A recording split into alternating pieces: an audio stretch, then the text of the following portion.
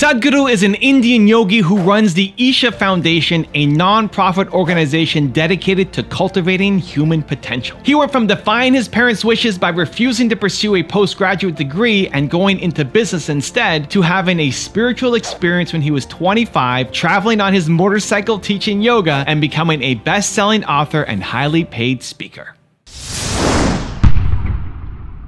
Need motivation? Watch the top 10 with Believe Nation. Top 10, I got a top 10. Got my motivation high for my top 10. Gotta learn from the wise women and men. All my life, like 9 and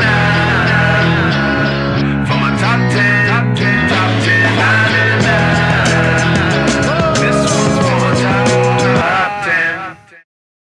Hey, it's Carmichael, and I make these videos because you are probably the most ambitious person in your circle, but you know you're capable of more, and you get that push by surrounding yourself with the best. So today, let's learn from one of the best, Sadhguru, and my take on his top 10 rules of success.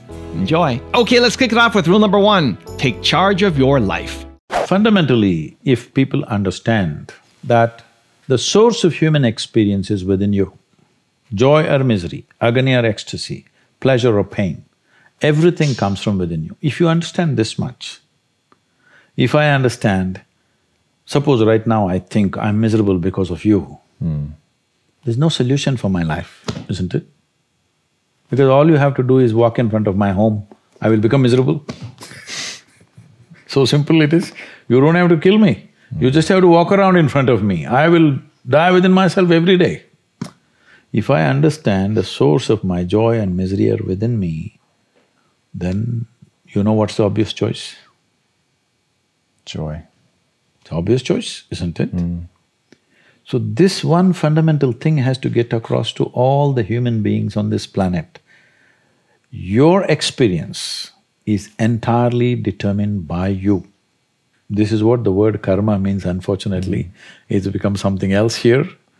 Karma means action. That means when we say your life is your karma, we are saying your life is entirely your making, 100%. What happens in the world? There are many, many forces involved.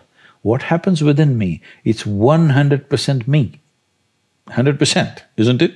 Yes. If you don't take charge of this, then you're an accidental life. When you're an accidental life, anxiety is very natural. Natural, isn't it? Suppose you're driving accidentally, that is, you don't know what's happening and you're simply somehow going, anxiety is natural or no? Yes. Any accidental moment creates anxiety. So this is why consciousness means this, that you have taken charge of the instruments of life, which on most fundamental level is our physiological and psychological space. You've taken charge of this. Now your health, your happiness, your joy, your ecstasy, your misery, everything is in your hands. You exercise them as you want. Rule number 2, experience life. People keep asking me, coming to me and asking me, Sadhguru, please bless us, nothing should happen to us. I say, hey, what kind of blessing is this? My blessing is let everything happen to you. Everything that's life must happen to you. Have you come here to avoid life or have you come here to experience life? Please, you must make a decision right now. Have you come here to avoid life or to experience life? Experience life. All the different dimensions of what this life holds must happen to you, isn't it so? If you come to avoid life, there's an ocean right here. You can jump into the ocean. See, if you want to avoid life, you must die. It's a more efficient way of doing things, isn't it? You're alive and you try to avoid life, it'll become miserable. If you feel insecure, that's what you will do. You will try to avoid life. When you're alive and try to avoid life, it'll cause immense misery. When you're alive, you live. When you die, don't get up from the dead. Rule number 3, reduce your movement by 50%. See, there is scientific evidence to show at least 20% of your energy right now, as you sit here in a restful state, is being consumed by your brain. If you bring this down, that your brain is not unnecessarily fluctuating and, hopping mad all the time. If it learns to be still and do only what's needed, an enormous sense of personal power will develop. You can't do this with your mind right now. If you try to stop it, it'll hop even more crazy. At least do it with your body. Your words and your physical movements, reduce it by 50%. If you want to look at this, look at this. If you want to look at that, look at that. Don't do this. With your body and your utterances, if you do this, slowly it will also start manifesting in your mind. It will not do unnecessary things. When you don't know unnecessary things, the energy that you have slowly transforms itself into potential power. Rule number 4, make up your mind. Do you have practices to keep yourself so open and so joyful? Life. That's it. What else? Life is an openness. Death is closing, isn't it? Death is a closure. Life is a possibility. If you're just alive, everything is open. Tell me, can you be alive? Suppose you don't like me. So you don't want to inhale what I exhale. Stop breathing and exist for some time, let me see. Possible? Yes. Without breathing. For a little while. How is little… how much is little for you? To hold my breath? Yeah. I don't know, 30 seconds? 10 seconds, 10 minutes? Definitely not 10 minutes. So I'm saying, if you don't like me, your dislike will not go away in 30 seconds, isn't it? Yeah, for sure. Suppose I hate you, I don't want to inhale what you exhale. I will die within myself, isn't it? Yes. This all people are doing to themselves. I like this guy, I don't like that guy, this is somebody I love, that's somebody I hate, this is belongs to me, this doesn't belong to me. They're just killing themselves step by step. They are planning to die in installments. If you want to live, here you are. You must make up your mind whether you want to live or you want to die. You want to know the certainty of death in life. This is called belief, this is called belonging, this is called identification, because you are trying to find the certainty of death in the seamless process of life. Also, if you want to learn to have more self-love, check out my 254 series. It's free. The link to join is in the description below. The quality of your life is essentially determined by how you carry this one. Yes or no? Rule number 5, ask yourself, who am I? This happened at the Cincinnati airport in Ohio, United States. People had lined up to check in at the airline ticket booth. One man just skipped the line and came straight in the front and thrust his ticket. The lady at the counter, she said, "Sir, there is a line." He said, "No, I'm in a hurry." She said, "Everybody's in a hurry, you're on the same plane. Please stand in the line." Then he said, "Do you know who I am?" She looked at him, promptly picked up the microphone and said, "There is a man here who does not know who he is, can somebody help him?" So, who am I is not a question that you ask somebody, it's a question that you ask yourself. Make it more and more profound. Rule number 6, make a life, not a living. Something will get you money, something will get you comfort, that's not the point. What you choose to do, will it give you a life? When I say give you a life, are you just trying to make a living or are you trying to make a life out of this? This is important. Making a living is not an issue. A worm, an insect, a bird, an animal, all of them are making their life, making a living, isn't it so? They're even making a life out of it, but definitely they're making a living.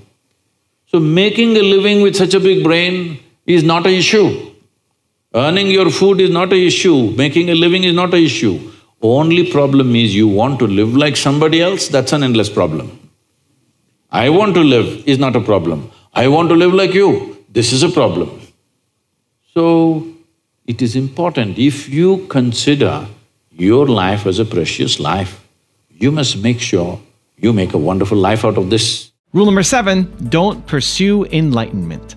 Don't pursue enlightenment. You cannot pursue enlightenment. How can you pursue something that you do not know? If you pursue something, you will pursue only what you know. What is the point pursuing something that you already know?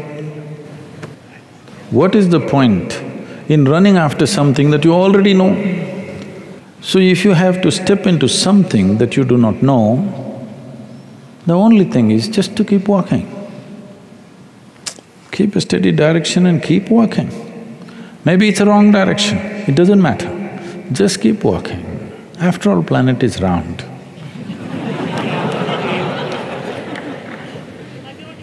Inevitably, if you keep walking and keep straight walking, not round and round, if you just keep straight walking, you will inevitably get somewhere. Nobody can take it away from you.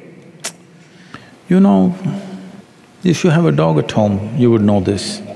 If you just tickle him in the tail, he will go shh, chasing his own tail. Okay, a lot of people are doing that. Their own tail they're chasing. Even enlightenment is their own tail. Nobody told you there is such a thing. But definitely you can see from one person to another person, one person seems to be little better off simply the way they are, not because of their money, not because of their wealth, not because of their qualifications. Simply the way they sit and stand, somebody seems to be better off than somebody else. Yes or no? So, there is room and scope for improvement. Relentlessly improve. Let's see where it gets you. But if you have fancy ideas of what is enlightenment, then you will chase that silly idea. And that idea is never enlightenment, because it's your idea. Rule number 8, have an indiscriminate attention. In your book, you talk about something I thought was so interesting, to set the faucet to a certain drip rate and do nothing but focus on the dripping of the faucet for like 7 minutes or something.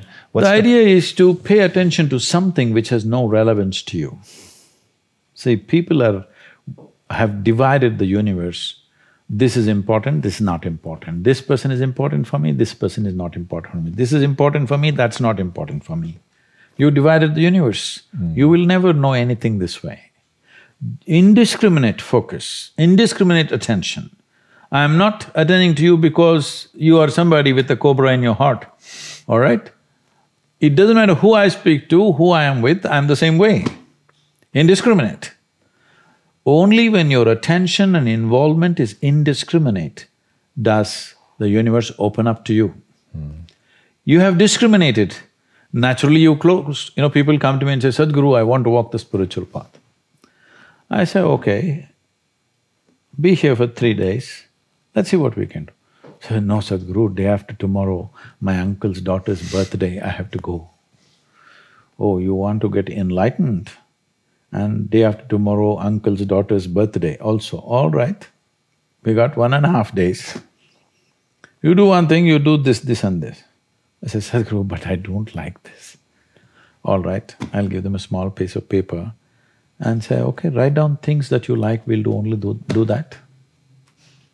You won't believe it, in this entire universe, most people like only 3 or 4 things. Wow.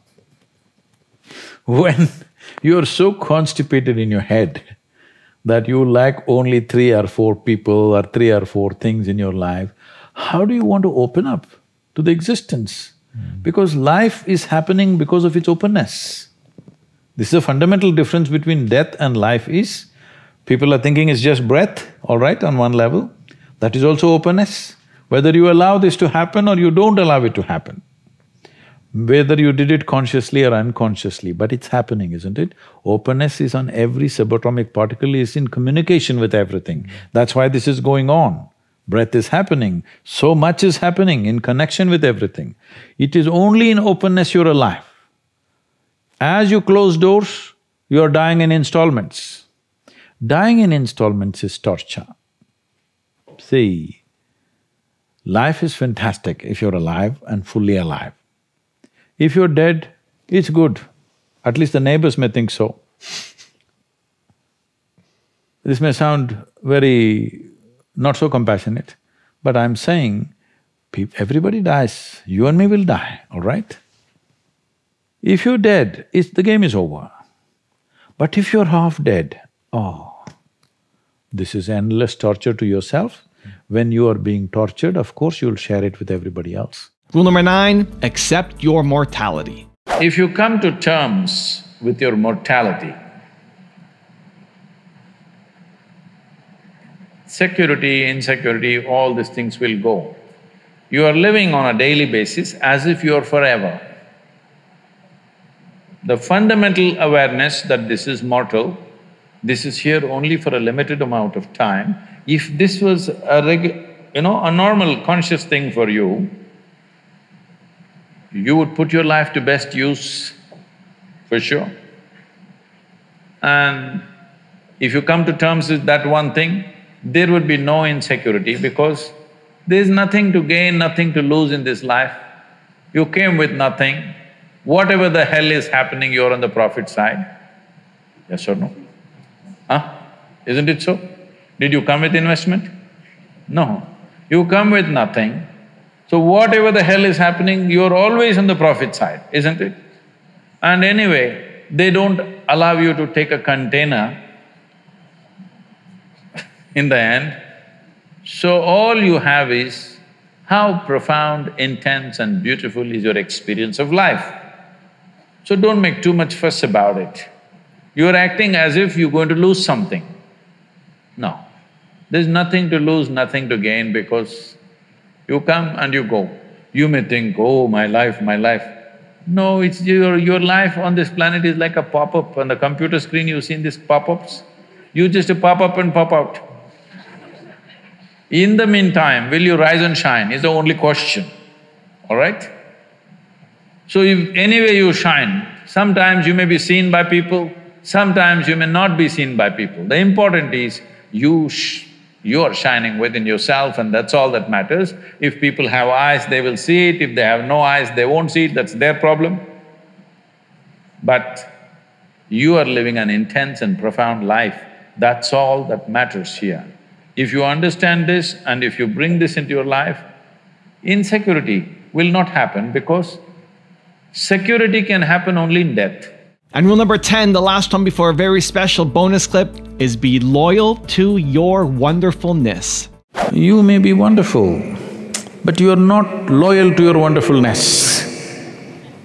You are joyful, you are sometimes blissful, you're even loving, but not loyal to these qualities. A beautiful flower throws out fragrance. The flower is very loyal.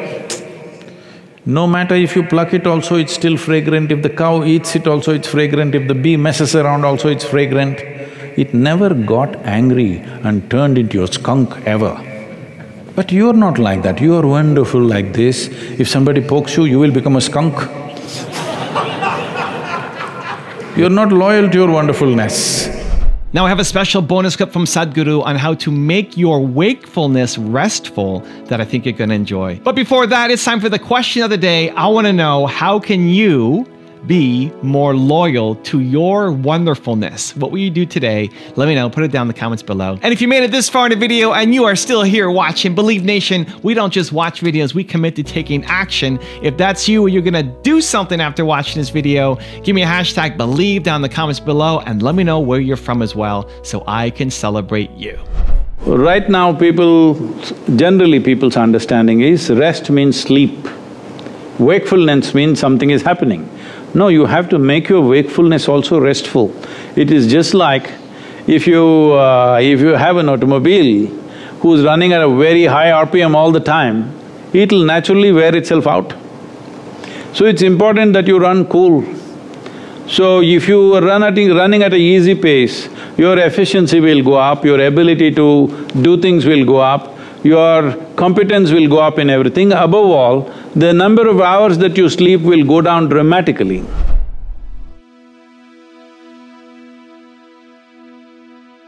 If you want 10 more awesome rules from Sadhguru, check out the video right there next to me. I think you'll enjoy it. Continue to believe, and I'll see you there. Is determined by something or somebody around you. The chances of you being joyful in your life is remote. If you are absolutely devoted to the process,